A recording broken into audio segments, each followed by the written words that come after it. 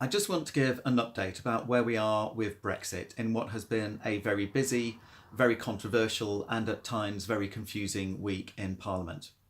Now, let me say at the outset that it is my driving goal to make sure that we leave the European Union on the 29th of March with a deal, and therefore the way that I have voted and the comments I've made this week are entirely consistent with achieving that goal. And I believe that is what the vast majority, admittedly not all, but the vast majority of my constituents desire. Now, I know that some are quite happy with leaving without a deal and that some would prefer Brexit not to happen.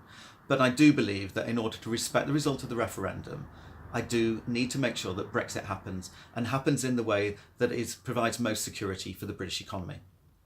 So on Tuesday, we voted again for the withdrawal agreement, and it's a different agreement this time because the Prime Minister had secured additional reassurances relating to the very controversial Irish backstop. Now, those additional reassurances that the Prime Minister had secured meant that colleagues who had not previously voted for the withdrawal agreement did so this time. So we had people like David Davis coming on board.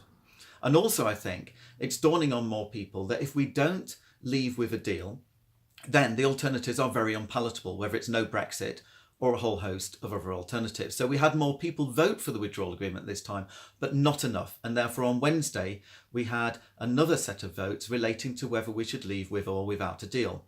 Now, I was hoping that we would be voting on the Prime Minister's perfectly reasonable proposal, which was really a statement of fact, saying that it's the government intention, and that indeed we should leave with a deal on the 29th of March, but that it's the legal default that if we do not leave with a deal, then we leave without a deal.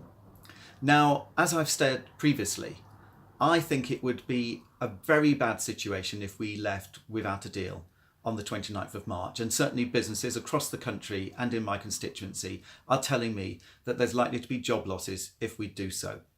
That weighs very heavily on my mind. At the same time, I also believe that we could potentially leave without a deal in some kind of managed way as long as we had sufficient time. But to do so on the 29th of March is not sufficient time. So on the day, interestingly, we did not get the opportunity to vote for the Prime Minister's proposal because the motion was instead effectively defaulted by an amendment that deleted the Prime Minister's motion and put in place instead a motion saying that we leave under all circumstances with a deal. And that got passed. On Thursday, then, we had another debate on a whole host of things, including whether we should have an extension to Article 50 and also whether we should have second referendums. Now, I voted all ideas of a second referendum down, as did the vast majority of colleagues in Parliament.